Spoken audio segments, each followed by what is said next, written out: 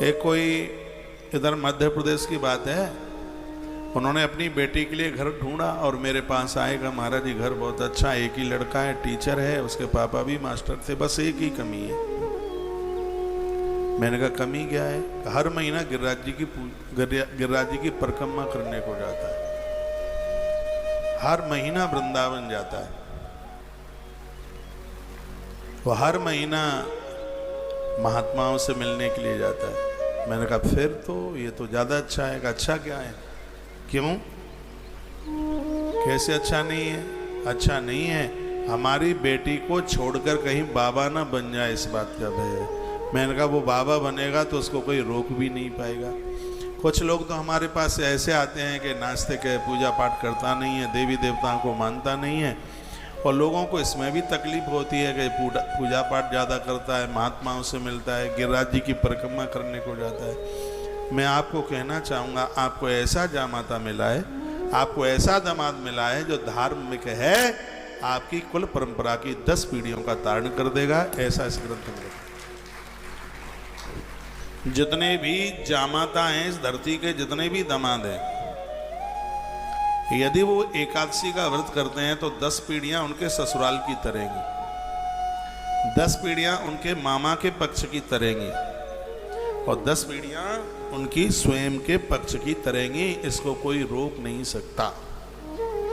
इसलिए बहनों, तुम्हारा आदमी यदि व्रत करता है तो सहयोग कीजिए, रोकिए मत उसे।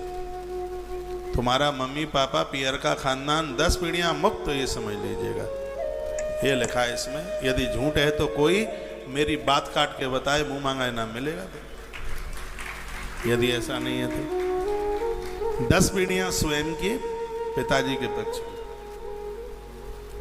10 पीढ़ियां मामा के पक्ष की, और 10 पीढ़ियां घरवाली के पक्ष की। 30 पीढ़ियों का उद्धार आत्मकल्याण होगा जो 11 का व्रत करेंगे। ये गुरुदेव वशिष्ठ कथा सुना रहे हैं, वो साधारण नहीं है, गुरुदेव राम जी के भी गुरु जी, विधाता ब्रह्मा के मानस पुत्र हैं, और उन्होंने यह अद्भुत बात कही है। तो आपसे बने तो एकादशी का व्रत कीजिए। और एक बात और सुन लें आप, एकादशी का व्रत करने के तत्पश्चात, उद्यापन करने के बाद, फिर यदि आप अन्न खाते हैं तो अन्न खाने का 1% भी दोष नहीं लगता। ये सबसे बड़ी बात है। देखो, नहीं तो 11 को अन्न खाए तो ऐसा बता दें कि बिष्टा के बिलबिलाते कीड़ों को खा लिया, जो ग्रंथों में लिखा है।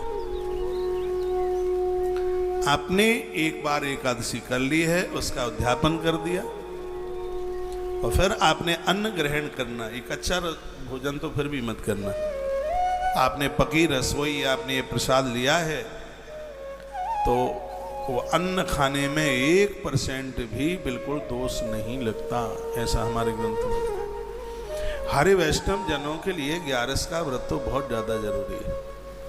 क्या लिखा है कि जिंदगी भर नर्मदा के किनारे पर वास करने से, जीवन भर कुरुक्षेत्र में वास करने से, जिंदगी भर पुष्कर में कार्तिक नहाने से, जीवन भर काशी में वास करने से, हर वर्ष का माघ प्रयाग में निकलता है, जिंदगी भर यमुना में स्नान करने से, देविका नदी के किनारे पर वास करने से जितना पुण्य नहीं मिलता, उतना पुण्य सिर्फ एक एकादशी के व्रत करने मात्र से प्राप्त हो जाता।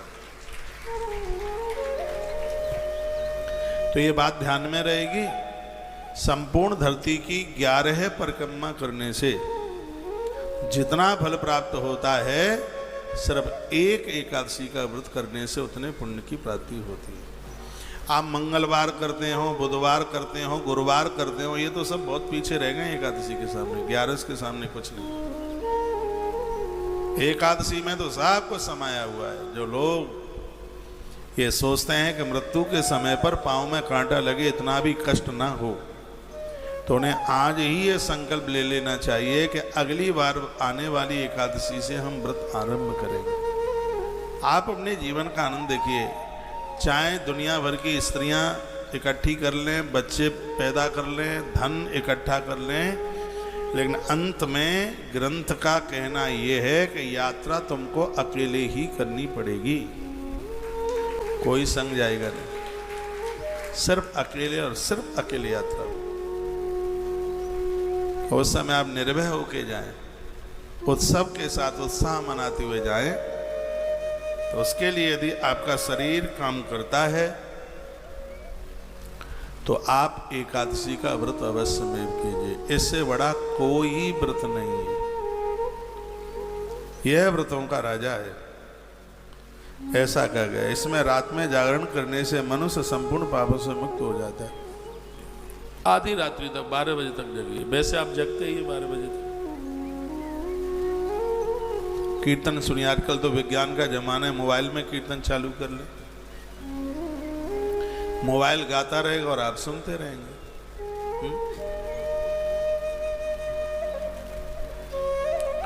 भगवान रात्रि जागरण करने से संपूर्ण पापों को जला देते हैं। हे राजेंद्र, एकादशी का व्रत करने वाले लोग 30 पीढ़ियों का उद्धार करते हैं। ये लिख लेना, वो 30 पीढ़ियां कौन कौन सी हैं।